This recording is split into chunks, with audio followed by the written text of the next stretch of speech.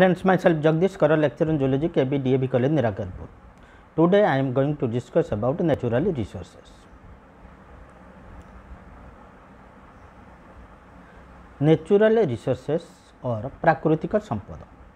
The term resource means anything that is necessary or useful for human beings.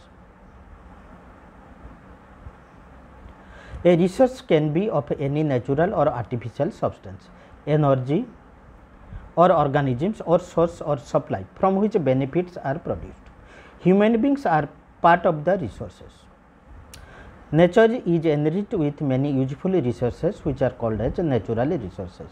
These include sunlight, atmosphere, water, land, minerals along with plants and animals that exist naturally. They have important characteristics, that is utility, limited availability and ability for depletion and consumption. Natural resources are invaluable wealth and extremely useful for mankind.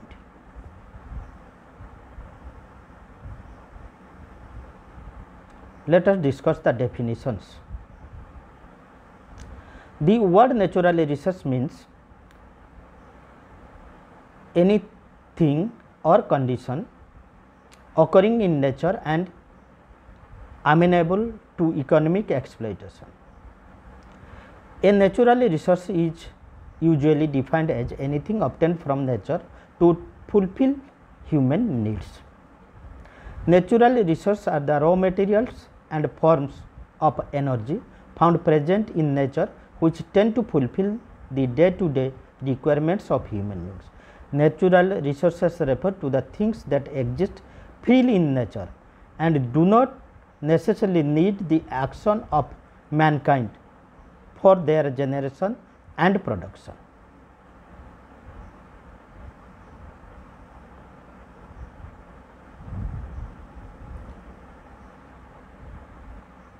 Classification or Shrani Vibhaga.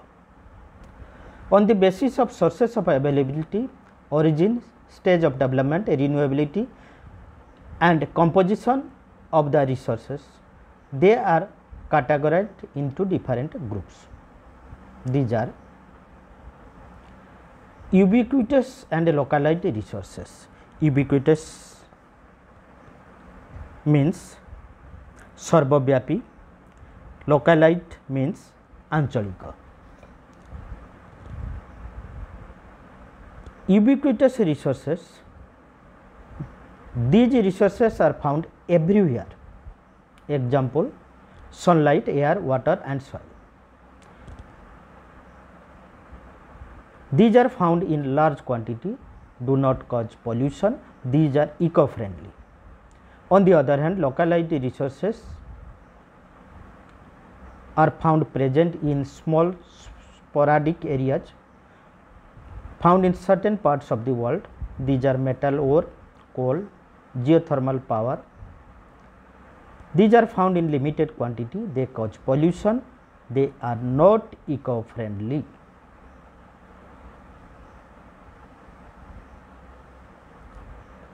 The next group is inexhaustible and exhaustible resources. On the basis of exhaustibility, the resources are categorized as inexhaustible or asaranti, inexhaustible resources are obtained from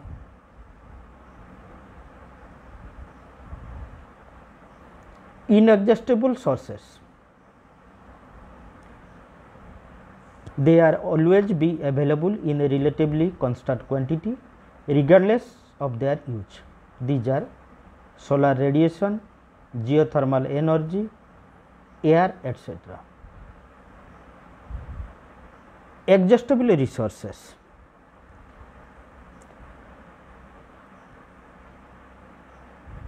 और संपूर्ण शेष हो जाउथिबा संपद. These have a finite quantity, can be depleted if their use and availability is not managed properly. Example, metal ore, coal and petroleum.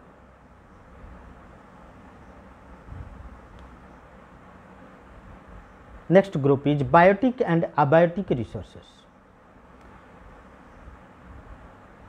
Biotic means जैविक, abiotic means अजैव बा निर्जीव.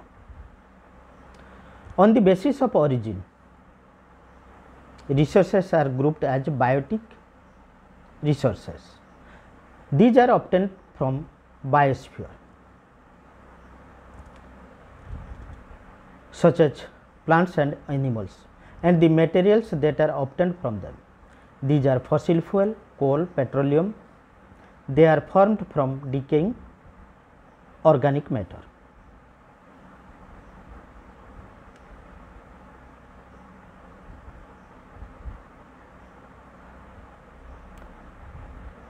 Abiotic resources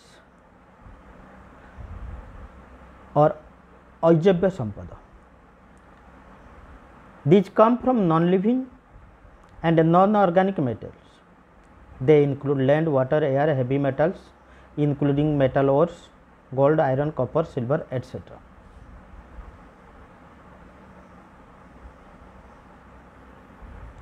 Fourth group is potential, actual, reserve and stock resources.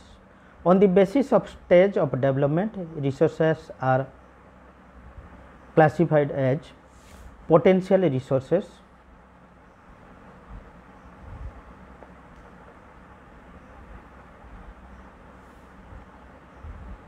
these are known as संभाव्य संपदा.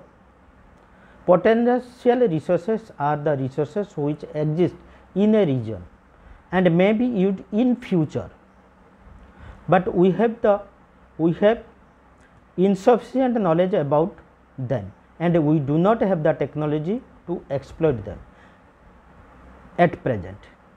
Existence of petroleum in sedimentary rocks is an example. We know it is available, but we have no technology to use petroleum from the sedimentary rocks. Actual resources, वास्तव और प्रकृत संपदा. Actual resources are those resources whose location and quantity are known, and we have the technology to exploit and use them. These resources have surveyed, their quality and quantity are determined and are being used in present time.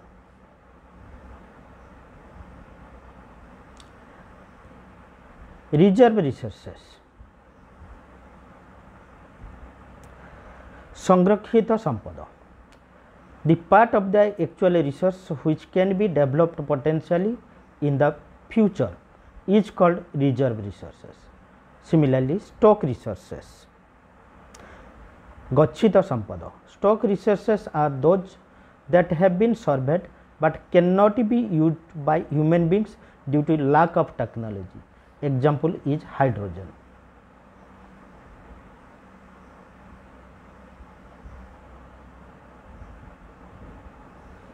Next is renewable resources and non-renewable resources. On the basis of renewability, resources are renewable resources or नवीकरण युक्त संपदा.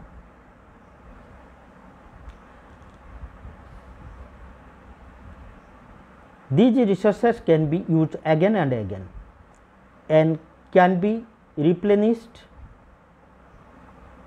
naturally.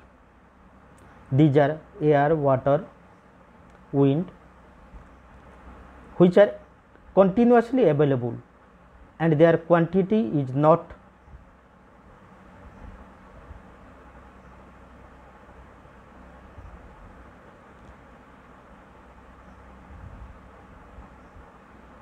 changed by the human consumption. Resources are taken as renewable so long that their rate of replacement or recovery exceeds that of the rate of consumption. Non-renewable resources, अणनवीकरण युक्त संपद। These do not grow and come back or take a very long time to come back.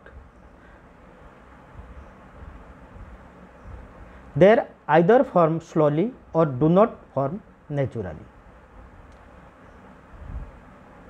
Resources are non-renewable when their rate of consumption exceeds the rate of replenishment or recovery. These are examples are fossil fuels. Non-renewable resources like the metallic minerals can be recycled and reused, but coal and petroleum cannot be recycled. Next group is metallic and non-metallic resources.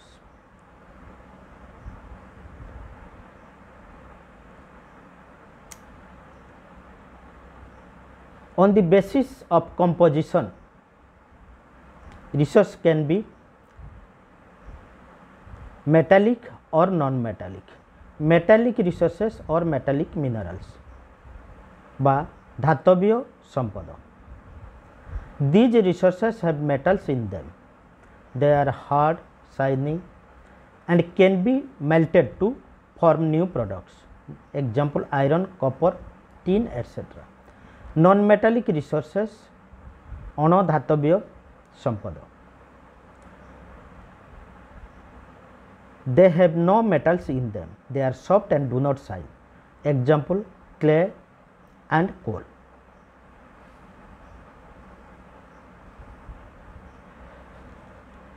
This much for today. Thank you.